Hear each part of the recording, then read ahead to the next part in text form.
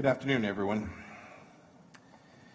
Since the earliest days of his presidency, President Trump has directed his administration to advance and defend the rights of religious freedom at home and abroad, because religious freedom is a universal, God-given right to which all people are entitled. It is also an essential building block for all free societies. Ensuring religious freedom around the world is a key priority of the Trump administration's foreign policy. To that end, today we concluded the first ever ministerial to advance religious freedom. The success of this event was truly unbelievable. The level of enthusiasm for partner groups and other governments was so high that I've already committed to doing this again, to holding the second ministerial a year from now.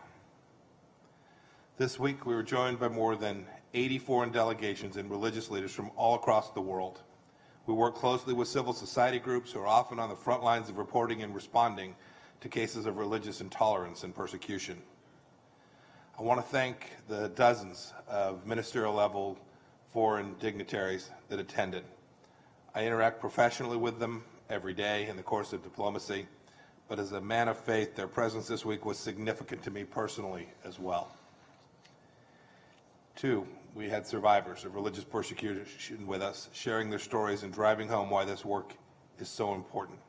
The Vice President and I had a chance to sit with a number of them and hear their stories, to talk about why they were working in this field, why religious freedom meant so much to them.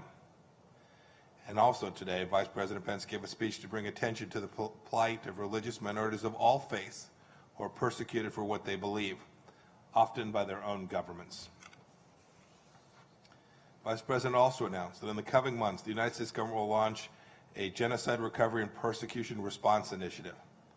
This is a diplomatic and assistance effort specifically focused on ensuring communities of faith and local organizations are part of the solution in recovering from atrocities. While focused first on our ongoing response to the genocide committed by ISIS in Iraq, our hope is that this program will assist victims in many different places.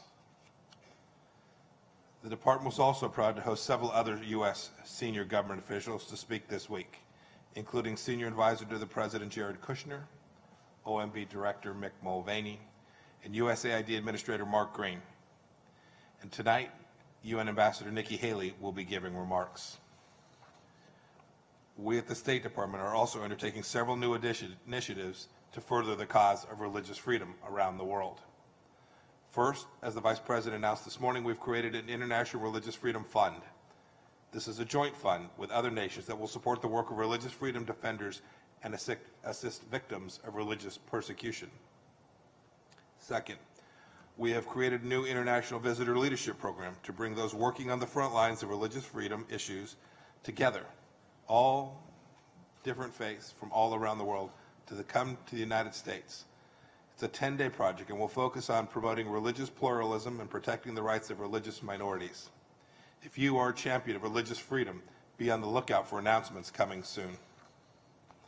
Third, in just a couple months, the State Department will host a 3-day accelerator workshop called Boldline to support and scale innovative public-private partnerships that promote and defend religious freedom around the world.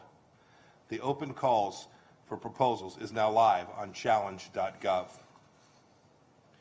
Fourth, we all know that persecution and violence aren't constrained by borders. We look forward to announcements by several partner countries who have offered to host follow-up regional conferences to explore specific measures that whole regions can take to promote religious freedom. And finally, in just a few moments, we'll release the Potomac Declaration and the Potomac Plan of Action.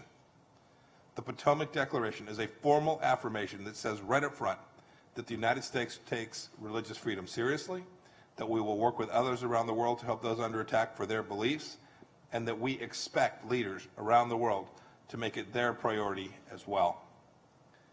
The Plan of Action provides concrete ways the international community and governments can do more to protect religious freedom and to protect vulnerable religious communities in their own countries. In closing, I'd like to thank Ambassador Brownback and his staff for their work on this event. What you all have done to put this on is remarkable and an incredibly important moment in America's support for religious freedom. I want also to commend the entire State Department for executing an event whose goal is ensuring the sacred right of every man, woman, and child to worship as they please. There is truly eternal significance in the work that we have done. I will now invite Ambassador Brown back for a few comments and to take a few questions. Thank you.